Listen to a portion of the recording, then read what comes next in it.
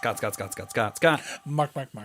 Mark. Here we are for another review, and this one I am real stoked about. Yeah, I'm really enjoying the stuff that this company gives us. Right? So we are here for another sponsored review. We are here to talk about Neodreams. This copy was very generously given to us by Hobby World, and it is designed by Ivan Lashin and primary artwork by Nick Gertz and Evgeny Zubkov. I hope I am saying that correctly. If I'm not, I apologize. I tried. So this was a game that when it was on the list for Gen Con, I was very excited about. Ivan Lashin is an excellent designer, and you may know him from his stellar work on Smartphone Inc. Oh, okay. And its follow-up, Mobile Markets. So when I saw his name, when I saw this theme, which is very cyberpunky, kind of hopeful, futurist, also kind of dystopic. That's a little more dystopia than But the bright colors and everything. Yeah, it's pretty. It tries to lend itself that way, Yeah. right? You are playing as corporations that are broadcasting dreams to your clients. Essentially, TV is dead, dreaming is the new thing. And so you are going to be playing a worker placement, engine building, tableau development game where you are interacting with that theme. Your workers are called Onironauts, and you are trying to broadcast dreams and place fantastical objects within them, all kinds of stuff.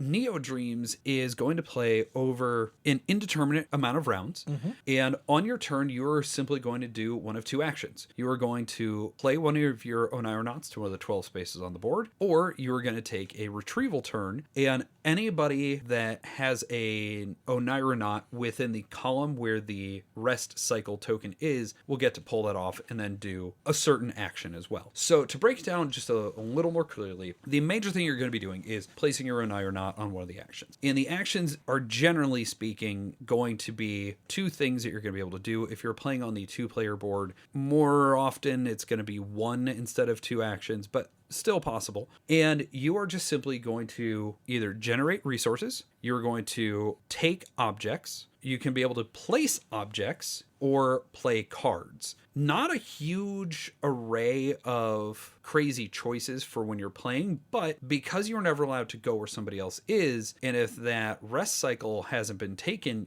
you might have a space locked off for a good chunk of the game. Because the other thing you can do is take that rest cycle action, and that's saying you're going to move the token at the top of the board to the next column. You're going to pull all the workers in that column, and then you're going to take the cycle action at the top. And those are going to be different, again, depending on player count side of the board, but depending on the column or what is essentially being represented as the stage of sleeping you're in. And anybody that pulls a worker gets to take what's called a returnal action. So you're either going to draw a card from one of the 3 decks based on which position in the column you are, or you just get to play any card out. And then the person that took the action gets to potentially gain resources or do a broadcast action, all kinds of stuff. When you are looking at the cards you're playing, they are broken into lucid dreams, Neodreams, and recursive dreams. And they are broken out very well by symbology, but also by what you were expected out of them. If you are playing a lucid dream, then you are not going to get any benefit off of it in-game until you place a client token on it. Once you place a client token on it, you're going to be able to activate the power, and depending on how many objects you put into the dream, you might get the upgraded power or just the standard one, depending. But inevitably, you're only, generally speaking, going to be able to get that power once. Then you have the broadcast cards in the Neodreams, which aren't going to trigger at all until you take a broadcast, at which point all of your broadcast actions trigger at the same time. And so those are repeatable. And again, depending on how many objects you put into them, determine the strength of the action you're taking. And then finally, you have the recursive dreams, and the recursive ones are just standard powers that are active at all times, and it gives the players asymmetry amongst each other, because it might allow me to pull a client off of a lucid dream to be able to replay and reuse it. It might generate me resources. It might be conditional on if I play a card and I filled it, then I get to do other things. There's a whole variety of things that can happen there. And you're going to play until one player has 12 cards in front of them, and you start with 2 based on your player board. So essentially, as soon as somebody's played at least 10 cards, then you are going to finish out that round and do final scoring. Final scoring is very straightforward here. You're going to count up the points on the cards themselves. You're going to count up how many objects you have played into the cards, and then everything you have left between your resources, your objects you have not placed in a dream, and cards you have not played all translate from a 5-to-1 ratio. That's it. The game plays super quick. It plays really great at all the player counts, and it plays just as quick at all the player counts. And it's one of those where I sat there, and after we finished playing, I'm like, I would play this again right now. Yeah, the first time we played it, I didn't enjoy it as well. I mean, because it was one of those things of so much information. There is a big decision space. You don't think you have a lot of choices, but you do, because like the board that you take your Onira knot and place them onto, there's 12 spaces. And like you said, they do vary, whether it's going to give you knowledge or memory or play into fantasy, which fantasy is really great because that is a wild. Mm-hmm. So most of your cards, you need the yellow resource, which is knowledge, or the tealish green, which is your memory. Love it. It's super neat that there is a big decision space, but as people start playing their tokens, mm-hmm. there are less options. Mm-hmm.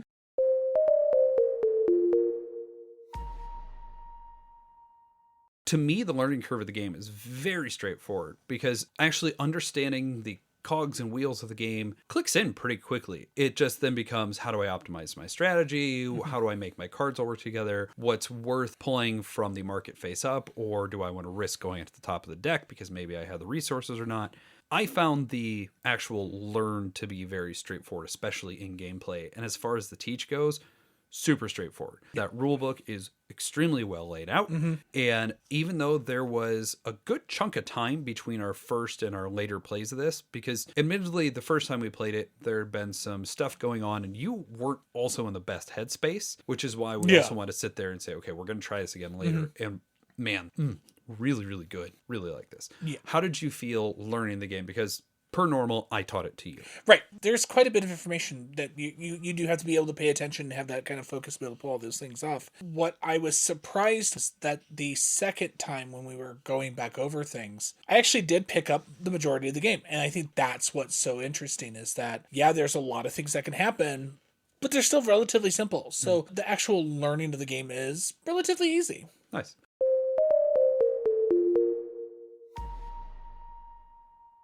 So if we want to move into the kind of production and physical qualities of it, I think this ties really well with how easy it is to learn because you are going to have your lucid cards in your top row and you're going to have your Neodreams in your middle row and your recursive dreams in the bottom, and all the colors all link off of that.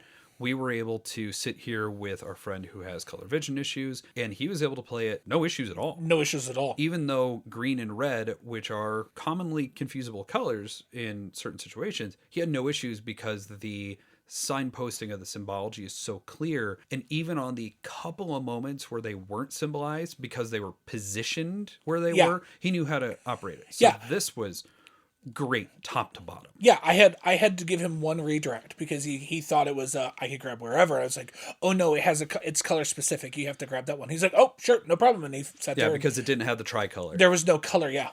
And he was just like, okay, let's go. The symbology is great. The iconography is so useful in this because if it has a down chevron underneath the symbol, that's you getting to play it. If it doesn't, that's you collecting it.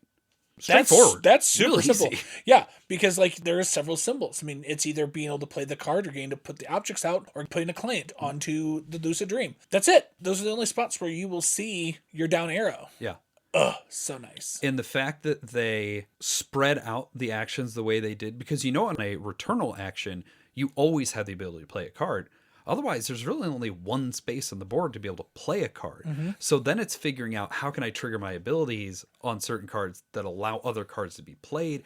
It's all so beautifully laid out that as a graphic design package, I have quite literally no issues with this. Yeah. None. And the art of the game is something, so especially when you're looking at the client tokens, you can sit and be like, ooh, this has kind of that sheen of AI art. The game originally came out before generative AI was really a big thing. Yeah. And this is just the art style they went with, and it is stunning. How many times across all of our games did I just, even cards that we had seen before, just cover up with the effect and be like, look how cool this card is. Yeah, we were comparing a lot of the cards to Mysterium or Dixit, where it's got this fantastic fantasy scope. I mean, some of them were really dark, and you're just like, yeah, I could totally see this being a dream thing. And yeah, the dream logic like theme comes in, especially in that, because here's a haunted house on a weird protrusion of land that also has kites in the background. Like, it's that dream logic stuff. And I love the idea that the object tokens thematically, gameplay wise, you just put them on the card, great. Yeah. But thematically, it's your dream just like popping something else into existence within the dream. That's why there's that weird clock tower there now. Yep. The object tokens are all functionally identical, and there's not a ton of art across them, but maybe a dozen different objects. Yeah. And all the clients are different from each other. But again, you just kind of reach into the pot, put one on, because it doesn't matter. Right. They kept those mechanically very simple of these are just markers to show that they are there. This game, okay, there is one graphic design thing that I have, and that's if you have upgraded the card fully, so you've put an object token at the very bottom of the card to trigger the special upgraded power, it covers up some of the text. Oh no, like you just pull that or you just slide. Like, yeah. It's honestly not that big of a deal. No. But I guess technically, if I'm looking for an issue, that's the one that exists. And I'll be honest, I think when we sit there and we look at those tokens, I think if they would have just made them generic, I think it would have lost a lot of its shine. Because you could flip them over to the other side. That's the star symbol. Star, yeah. And you always flip them over because you want that little bit of extra oomph that it gives. Yeah, it almost feels like how Canvas, where you end up having those like random things. Like, how many times can you sit there and think, I had a dream that I was at Fenway Park, but instead of a baseball bat, I had a hoagie sandwich. Like something random. And you're just like, okay, sure, that's a thing. Yeah, this is a really beautiful melding of mechanisms and theme and art into just a delicious little package. Because this game, if you're playing quick, especially 2 players, it's a half hour. Yeah. At 3 and 4 players, you're maybe 45, maybe 60 minutes if you are dragging and doing all that. But really, I mean, an hour for a solid midweight Euro game like this. I don't have any objections here. Yeah, I think only reason why we played as long as we did it was just because we were making sure that the rules were clear for our third. Yeah. That made it like a 50-minute game. Oh no, that's horrible. No, that's great. And this is one that we decided just like, you know what, let's play an extra game. And we just pulled off the shelf because it's that type of, this is really good. We want to show this to somebody else too. Mm-hmm.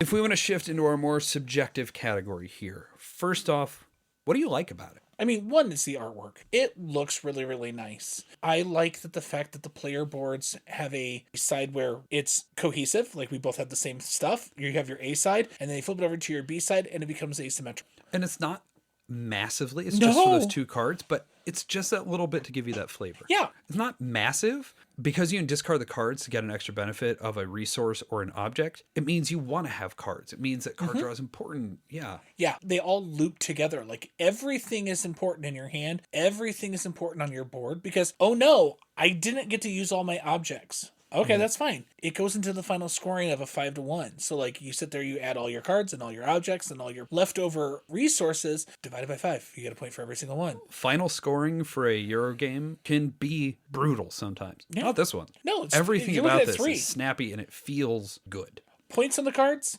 objects on the cards, what you have left over, divided by 5. Mm-hmm. Done. Yeah, I mean, I don't know that I have anything explicitly separate from everything else I've mentioned before. I was very much a fan of this one. Well, I think this both hit our lists when we were looking at Gen Con. And when we were looking at Gen Con, we didn't get over to that booth until I think late Friday or early Saturday, and this was gone. Like, gone. Because it's only $30. Yeah. And the components, the amount that's there, the amount of gameplay in the box that's there, one of the best play to value returns I've had in quite some time. Oh, yeah. Agreed. What would you say to somebody that would keep them from liking, or what might somebody dislike about the game? If you struggle with engine builders. Sure. I mean, I will state the one thing is if the cards just don't come up, there is that slight possibility. That could be a thing that you don't like. I know of the 3 actions, I never broadcast. I only ever was worried about the top and the bottom, which is very interesting. Because I was focusing not on broadcasting constantly, but I definitely did it. But I think that's what leads to kind of my big negative with it is the game can feel very dependent on the cards and abilities you have in front of you. Right.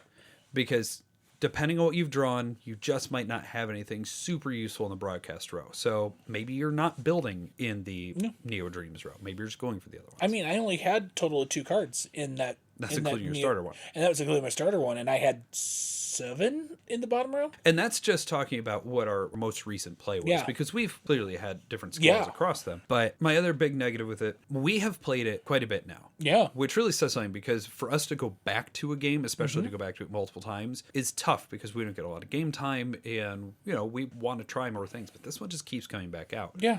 I am concerned long term, will it stand up and be as exciting after the 15th or the 20th play or whatever? Because the cards, there's not a ton in there. There's, I don't know, 30 or 40 per stack, something like that. And part of the joy of the game really is how can I get this effect to trigger off that effect and have my engine run off of that. But with enough plays, you might be able to get into that groove of, okay, so I have this, I'm hoping to draw that. If I don't draw that, either this card is worthless. Like, there's some familiarity that may set in. But again, I think there is so much in the box versus the low cost that I think it's negligible, because if you've gotten to that point, you've still played it 10, 15, 20 hours. Oh no. Well, and I think, honestly, this can definitely do like what Dixit has done and what Wingspan has done and Mysterium has done. You make a small expansion. Great. You sit there, you add another 15 cards for each of those 3, so 45 cards. Boom. The structure of the game is strong enough that just change up some of the abilities. I think you could have shelf life here. Give us new player boards. Yeah. There's opportunity for refreshing it, certainly. Yes. I don't know how well it's sold, especially in the current economic climate. I don't know if there's even an opportunity for an expansion to come out. But I will say that if one did, I would grab it in a heartbeat. Oh, yeah.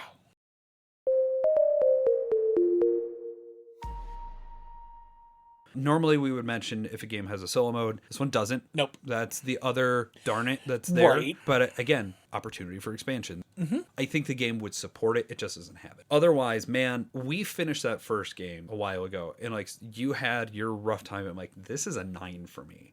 Yeah. And then we waited some time before we came back to it. And I was like, nah, this is still a 9. And each time we play it, I was like, nah, this is just still a 9. I really love this game. Yeah, I think the first time I played it, I saw its potential. So I think I rated it at a 5. And I think that was, we discussed this before. It's all about your headspace. Now that we've played it, yeah, this is a solid 7, almost 8 for me. I have other games that like Dixit and Mysterium. I don't need this one. Boy, is this one good. I find it so interesting that you keep pulling those 2 games out because on a gameplay level, they're very so different, wildly different. But that's the feeling I get while I'm playing this. Sure, okay. Because you're constructing things, and I know it's all interpretive. I know when you're dealing with Dixit and you're dealing with Mysterium, it's all about interpretation. But I get that feeling when I'm playing them. They're different mechanics, completely different mechanics. It is definitely a worker placement engine builder, which Mysterium and Dixit are not. But it's that whole card idea and the things that you're doing to it that just makes me think along those lines, which I can't pull that away from this. And I think for a game that doesn't have a lot of direct player interaction, in fact, almost none, the amount of passive and indirect player interaction is so high that where'd you go? Okay, that means I have to pivot to either this action or I have to do this, or if I take the rest action, it means I'm giving him his Aeronaut back, and I'm getting the extra benefit out of it, but now I've opened up that space that he could potentially take it right back in his next turn. Like, there's so much turn angst and positional angst that even though all the player interaction in this is very indirect, I am so concerned with what the other players are doing that it doesn't feel solitaire in the slightest. Yeah, I was like, this is definitely not a multiplayer solitaire, but there was definitely, oh gosh, how many times did I hear you in our last play, like, shoot. Yeah. And you did, and it just not super loud, and I made sure not to make any faces, but I definitely heard it. Oh yeah. Oh, we all did. Oh yeah. You did one to me, and I was like, dang it, that was what I was gonna do. I mean, I needed it for one half of the action that I ended up taking, but I wanted both. Yeah, you know? it's the choice of why am I going here? And okay, if I can't get that, can I pivot and get it? Or do I need to, like, there's just such great decision space here. I am totally in love with this game. This will not leave my collection. It's a good game. If we were giving out stamps, this would absolutely have the board all the time seal of true excellence on it. And I love it. Yeah, love it. Okay, well, with that, guys, thanks so much for coming out. And I know anytime I see Ivan Lashin's name on a box, this has not dissuaded me from being very excited. I'll say that.